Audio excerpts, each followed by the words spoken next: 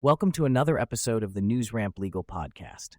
I'm your host, Max Newsman, excited to bring you today's top stories. At newsramp.com, we gather the latest business news from the best sources, ensuring you stay updated and engaged.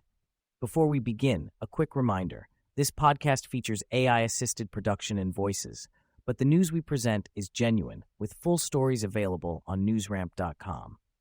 Today is Monday morning, August 11th, 2025, and we've curated a fantastic selection of legal news just for you. So whether you're commuting, working out, or just relaxing, stay tuned and let's dive right in. Let's kick things off with our first headline. North Carolina increases minimum car insurance.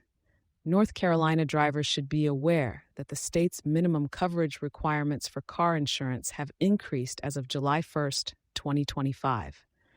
The new minimum insurance coverage amounts are $50,000 per person for bodily injury, $100,000 per accident for bodily injury, and $50,000 for property damage. Additionally, uninsured and underinsured motorist coverage is now mandatory for all liability policies in North Carolina.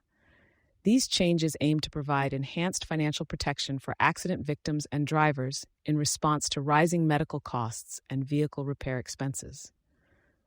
Auto insurers required a 22.6% insurance rate increase to account for these rising costs. While the increased coverage limits may lead to higher payment amounts for policyholders involved in a collision, especially those hit by an uninsured driver, this additional coverage can be beneficial in severe accidents.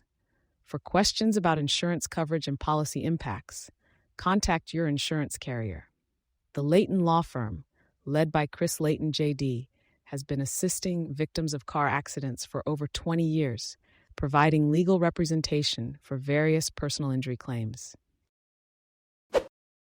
Thank you for joining us today. That's it for this episode of the NewsRamp Legal Podcast.